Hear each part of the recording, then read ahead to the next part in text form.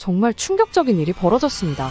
최근 의사, CEO, 교수와 같은 상위층 사람들이 모두 중국을 탈출하고 있다고 합니다. 이로 인해 중국 사람들의 불안이 걷잡을 수 없이 퍼지고 있다고 하는데요. 결국 이런 현상을 보고 저명한 경제 전문가는 분노하며 폭탄 발언을 했다고 합니다. 部署指导各地商务主管部门做好节日市场的监测分析。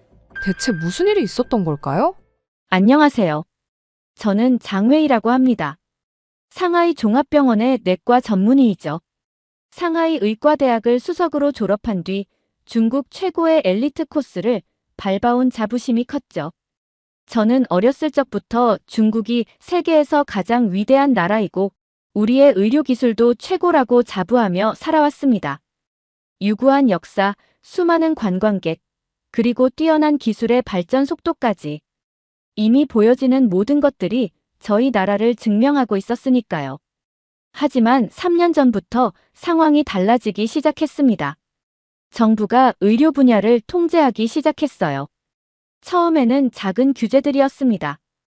하지만 점점 더 심해졌죠. 어느 순간부터는 정부가 승인한 치료법만 쓸 수 있게 되었습니다. 특히 암 환자를 치료할 때가 가장 괴로웠어요. 새로운 치료법이 있어도 쓸 수 없었습니다. 제 블로그에 혁신적인 치료법을 소개했다가 병원장에게 호출되어 경고를 받았죠.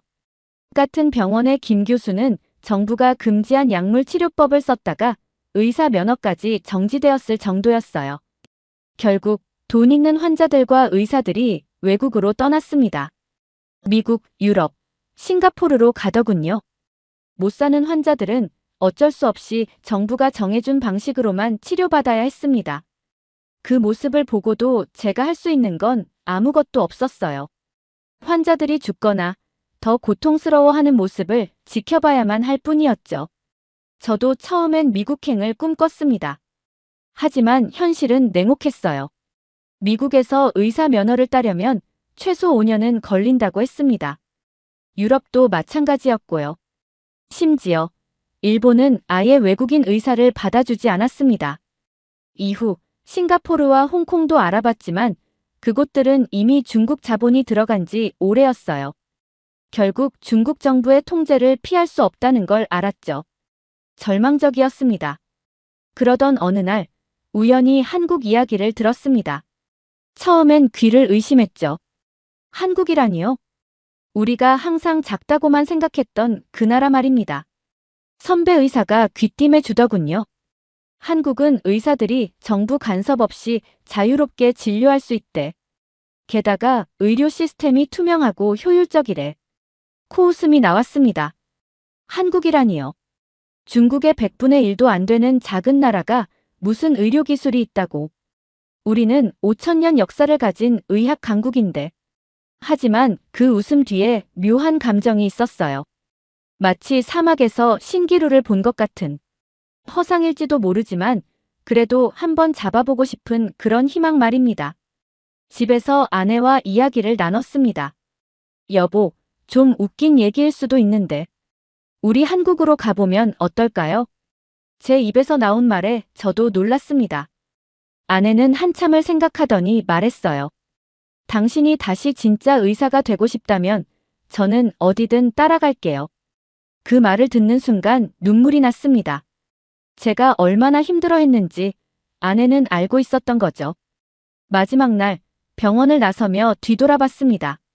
화려한 병원 건물이 석양에 물들어 있었어요. 가슴 한켠이 아팠지만 후회는 없었습니다.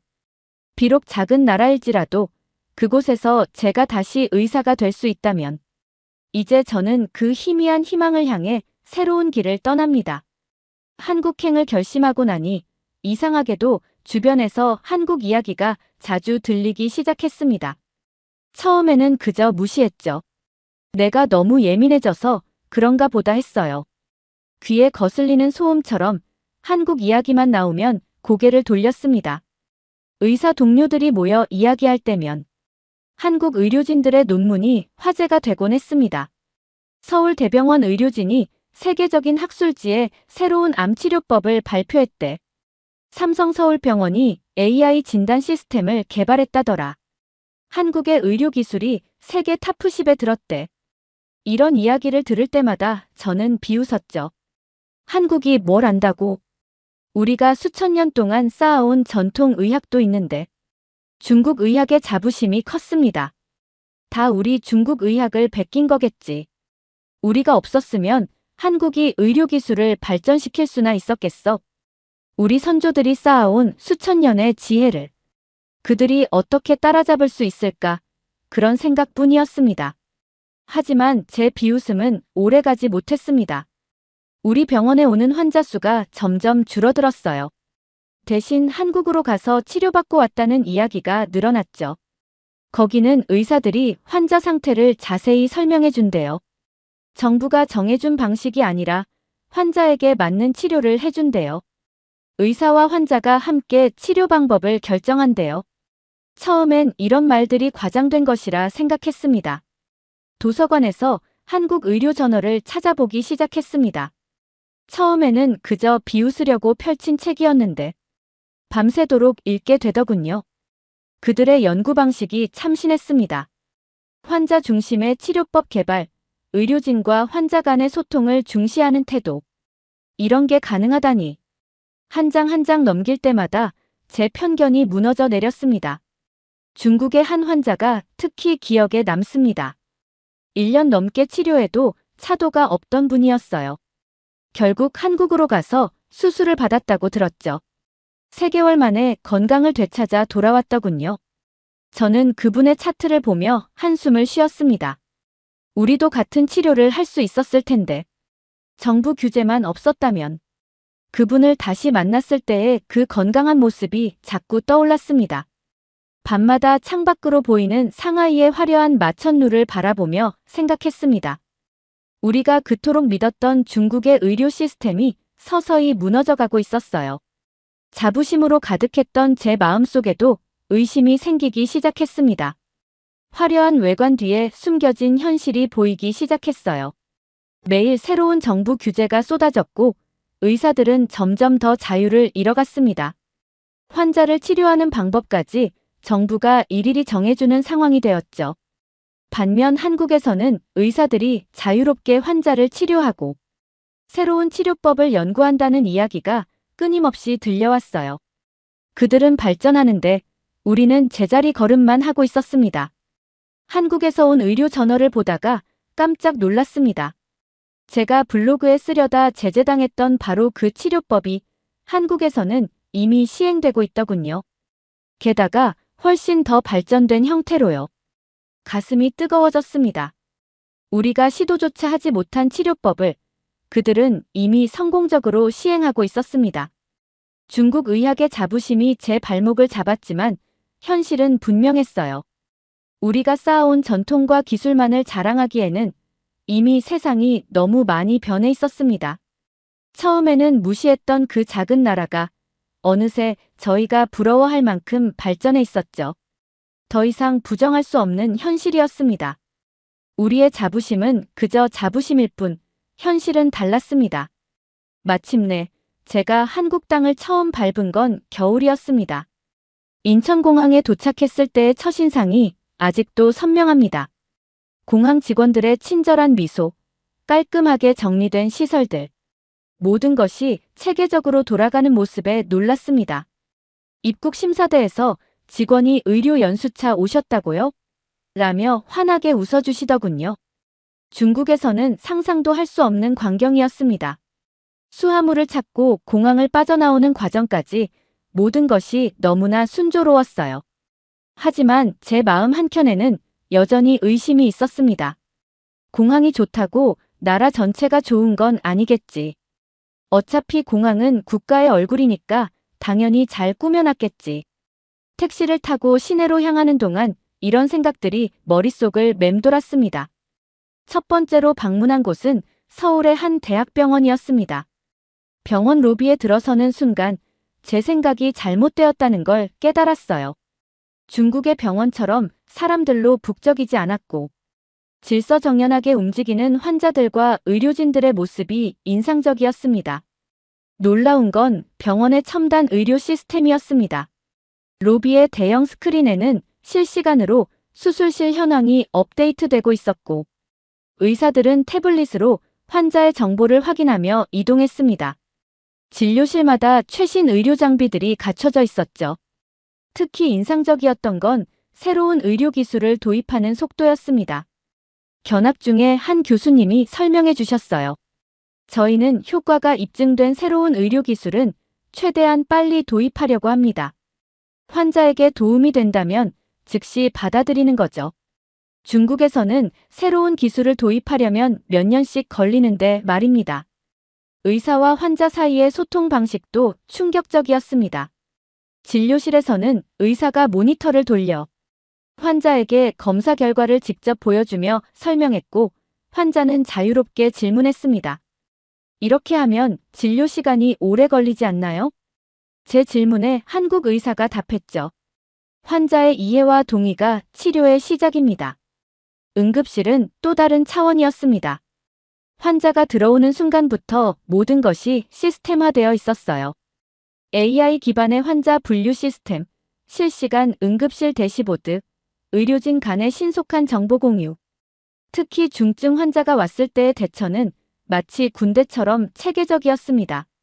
수술실에 있는 최신 장비들은 제 눈을 의심하게 했습니다. 3D 프린팅으로 만든 수술 가이드, 형광 내시경, 최신형 로봇 수술 시스템까지. 더 놀라운 건 이런 장비들이 단순히 전시용이 아니라 실제로 매일 활발하게 사용된다는 점이었어요. 이건 중국과 완전히 다르다. 견학을 마치고 병원 카페테리아에서 커피를 마시며 중얼거렸습니다. 여기는 정말 환자가 중심이 되는 의료 시스템이야. 의료진은 환자를 위해 존재하고 병원은 의료진의 전문성을 최대한 지원하고 있었습니다. 영상의학과를 지나다 본 AI 진단 시스템도 인상적이었습니다. 의사가 놓칠 수 있는 부분을 AI가 한 번 더 체크해주는 시스템이라고 했죠. 실수를 최소화하고 정확도를 높이는 게 목표입니다. 담당 의사의 설명이 아직도 귓가에 맴돕니다. 하지만 이런 감탄 속에서도 불안감이 커졌습니다. 이토록 발전된 시스템 속에서 제가 과연 살아남을 수 있을까요? 중국에서는 엘리트 의사였지만 이곳에서는 새로 시작하는 외국인 의사일 뿐입니다. 언어의 장벽은 물론이고 이 모든 첨단 시스템을 익히는 것도 큰 도전이 될 것 같았습니다. 창밖으로 보이는 병원 전경을 바라보며 깊은 생각에 잠겼습니다. 환자 중심의 진료 방식, 최첨단 의료 시스템, 끊임없는 혁신. 이곳은 제가 꿈꾸던 이상적인 의료 환경이었습니다. 하지만 그만큼 배워야 할 것도 극복해야 할 것도 많아 보였습니다. 설렘과 두려움이 교차하는 순간이었습니다. 병원 견학을 마치고 일주일 후 저는 서울의 한 종합병원에서 면접을 보게 되었습니다. 아침부터 거울 앞에서 넥타이를 고치며 자신감을 다졌습니다. 내 경력이면 당연히 합격이겠지. 상하이 최고의 병원에서 일했고 수술 성공률도 최상위권이야. 하루 평균 40명의 환자를 진료했으니까. 중국에서는 이런 숫자들이 의사의 가치를 증명했습니다. 하루에 몇 명의 환자를 진료했는지, 수술 성공률은 얼마나 되는지, 논문은 몇 편이나 발표했는지, 모든 것이 숫자로 평가되었죠. 그래서 면접 준비도 그런 식으로 했습니다. 작년 진료 환자 수 12,450명, 수술집도 건수 520건, 논문 실적 15편. 머릿속으로 숫자들을 정리하며 면접장으로 향했습니다. 중국에서 면접 볼 때는 항상 이런 실적들을 물어봤으니까요. 하지만 면접은 제 예상과 전혀 달랐습니다. 첫 질문부터 당황스러웠어요. 선생님께서 생각하시는 이상적인 의사와 환자의 관계는 무엇인가요? 순간 할 말을 잃었습니다. 중국에서는 이런 걸 따질 시간이 없었어요. 더 많은 환자를 보기 위해 한 환자당 3분을 넘기지 않는 게 원칙이었으니까요. 의사는 질병을 정확하게 진단하고 효율적으로 치료하는 것이 가장 중요하다고 생각합니다. 제 진료 효율성은 중국 내에서도 최상위권이었습니다. 제가 자신 있게 답했지만 면접관들의 표정이 심상치 않았습니다. 다음 질문은 더 난감했어요. 환자와 가장 기억에 남는 순간은 언제였나요? 잠시 머뭇거렸습니다. 솔직히 환자 개개인의 얼굴은 기억나지 않았어요. 너무 많은 환자를 빠르게 봐야 했으니까요. 대신 치료 성공률과 만족도 통계는 줄줄 외고 있었죠. 저희 병원 환자 만족도 조사에서 제 진료 파트가 92점을 받았습니다. 제가 자랑스럽게 말했지만 면접관은 고개를 저었습니다. 그런 통계 말고 실제 환자분과의 교감이나 소통에 대해 말씀해 주시겠어요? 그때야 깨달았습니다. 이곳에서는 단순한 치료 실적이 아니라 환자와의 관계가 중요하다는 것을. 중국에서 배운 모든 것이 여기서는 아무 의미가 없었습니다. 팀워크에 대한 질문도 이어졌습니다. 다른 의료진과 의견이 다를 때는 어떻게 하시나요? 중국에서는 의사의 결정이 절대적이었고 간호사들은 그저 지시를 따르는 존재였습니다. 월간 진료 실적만 채우면 되었죠. 동료와의 소통이나 협력 같은 건 평가 항목에도 없었어요. 선생님의 의료 철학은 무엇인가요? 이 질문 앞에서 제 자신감은 완전히 무너져 내렸습니다. 중국에서는 병원의 지침만 잘 따르면 되었습니다. 하루 최소 진료 환자 수를 채우고 정해진 치료법을 적용하고 실적 보고서를 작성하는 것. 그게 전부였어요. 면접이 끝나고 나왔을 때 한 면접관의 말이 계속 머릿속을 맴돌았습니다. 우리는 단순히 실력만 좋은 의사가 아니라 인간적인 의사를 찾고 있습니다. 그제야 깨달았습니다. 제가 그동안 얼마나 기계적인 의사였는지를. 병원 로비 벤치에 앉아 오늘 면접을 돌아보며 한숨이 나왔습니다. 중국에서는 진료 건수와 실적이 전부였습니다. 빨리 진단하고 빨리 처방하고 다음 환자를 부르는 게 능력 있는 의사였죠. 하지만 여기는 달랐습니다. 그들은 환자를 숫자가 아닌 사람으로 보는 의사를 원했어요. 집으로 돌아가는 길, 주머니에서 구겨진 이력서를 꺼내보았습니다. 빼곡히 적혀있는 진료 실적과 수술 건수들. 제가 그토록 자랑스러워하던 이 숫자들이 이제는 왠지 부끄럽게 느껴졌습니다. 진정한 의사란 무엇일까요? 오늘 처음으로 이 질문 앞에 서게 되었습니다. 면접 이후 저는 한국의 한 대학병원에서 연수를 시작하게 되었습니다. 처음에는 모든 것이 낯설었습니다. 이곳의 진료 방식은 제가 알던 것과 너무나 달랐으니까요. 새로운 시스템에 적응하는 것이 쉽지만은 않았습니다. 가장 크게 달랐던 건 의사와 환자의 관계였습니다. 환자들이 의사를 전혀 두려워하지 않았어요. 오히려 적극적으로 질문하고 자신의 상태에 대해 상세히 설명했죠. 선생님, 이 치료법 말고 다른 방법은 없나요? 이 약을 먹으면 어떤 부작용이 있을 수 있나요? 처음에는 이런 질문들이 불편했습니다. 중국에서는 의사의 말에 무조건 따르는 게 당연했으니까요. 하지만 놀라웠던 건 이런 소통이 오히려 치료에 도움이 된다는 사실이었습니다. 환자가 자신의 상태를 자세히 설명하니 더 정확한 진단이 가능했고 치료 효과도 더 좋았어요. 특히 감동적이었던 건 의사에 대한 환자들의 신뢰였습니다. 선생님 말씀대로 하겠습니다. 선생님을 믿고 치료받게 되어 다행이에요. 이런 말들을 들을 때마다 가슴이 뭉클했어요. 중국에서는 늘 의사와 환자가 대립관계였는데 이곳에서는 서로 신뢰하는 관계였습니다. 무엇보다 가장 큰 차이점은 정부의 간섭이 없다는 것이었습니다. 한국에서는 의사가 환자에게 가장 좋은 치료법이라고 판단하면 그대로 시행할 수 있었어요. 이 치료법은 정부 승인이 필요합니다라는 말을 한 번도 듣지 않았죠. 오직 환자의 건강과 회복만이 치료의 기준이었습니다.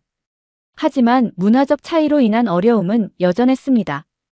의학 용어는 알아들을 수 있었지만 환자들이 쓰는 일상적인 표현들이 어려웠어요. 한국의 의료진들은 수평적인 관계를 중요시했고 간호사와도 의견을 나누며 소통했습니다. 이런 문화는 제게 여전히 낯설었죠. 진료실에서 환자를 마주할 때마다 불안했습니다. 내가 이곳에서 정말 자리 잡을 수 있을까? 환자의 말을 100% 이해하지 못할 때면 자괴감이 들었어요. 의사와 환자가 평등한 관계라는 것, 정부의 간섭 없이 진료한다는 것, 이 모든 게 아직은 어색했습니다. 하지만 한 가지는 분명했습니다. 이곳에서는 제가 진정한 의사로 살 수 있다는 것, 정부가 아닌 환자를 위한 치료를 할 수 있다는 것, 그것만으로도 제게는 큰 위안이 되었습니다. 비록 지금은 어렵고 낯설지만 이런 의료 환경에서 일할 수 있다는 건 제게 큰 축복이었습니다. 그렇게 열심히 적응하려 노력하던 어느 날, 서울의 한 중국 식당에서 뜻밖의 만남이 있었습니다. 한국에서 일하는 중국인 의사들의 모임이었죠. 처음에는 반가운 마음에 달려갔습니다. 드디어 같은 처지의 동료들을 만날 수 있다는 기대감에 부풀었죠. 장 선생, 한국에서 일한 지 얼마나 됐어요? 한 의사가 물었습니다. 제가 아직 연수 중이라고 하자 그가 비웃듯이 말했죠. 여기 의료 시스템이요? 다 보여주기식이에요. 겉만 번지르르 하지 실속은 없어요. 결국 선생님도 적응 못할 거예요. 저는 반박했습니다. 그래도 여기는 의사가 자유롭게 환자를 치료할 수 있지 않습니까? 그러자 옆자리에 다른 의사가 차가운 목소리로 말했어요. 그게 뭐가 중요해요? 의료기술은 우리가 훨씬 앞서 있어요. 여기서 뭘 배우겠다는 거예요?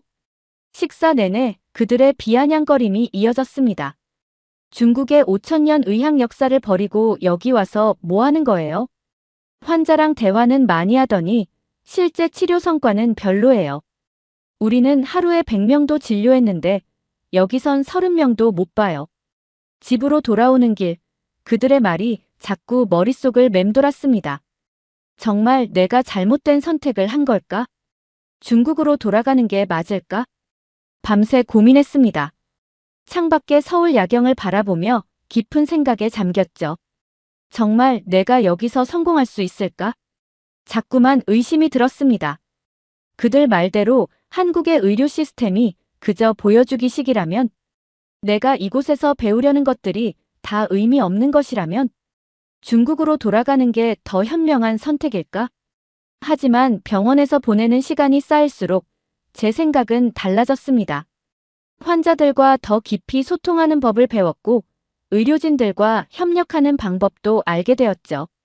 숫자로는 표현할 수 없는 성장이었습니다. 제가 본 한국의 의료 시스템은 결코 보여주기식이 아니었습니다. 오히려 인간의 가치를 존중하고 진정한 치료를 추구하는 곳이었죠. 비록 중국처럼 많은 환자를 보지는 못하지만 한 명 한 명을 제대로 치료할 수 있었습니다. 매일 아침 거울을 보며 스스로에게 물었습니다. 정말 중국으로 돌아가고 싶은가? 대답은 항상 아니오였습니다. 이곳에서 저는 진정한 의사가 되어가고 있었으니까요. 단순히 환자 수나 수술 건수가 아닌 진정한 치료의 가치를 배우고 있었습니다. 결심이 섰습니다. 중국인 의사들의 비아냥거림이 더 이상 저를 흔들 수 없었어요. 그들이 말하는 성공과 제가 꿈꾸는 성공은 달랐습니다. 저는 이제 제 길을 가기로 했어요. 비록 더디고 어려울지라도 이곳에서 진정한 의사로 성장해 나가는 길을. 아침이 밝아올 때마다 제 확신은 더욱 강해졌습니다. 한국에서의 제 선택은 틀리지 않았어요.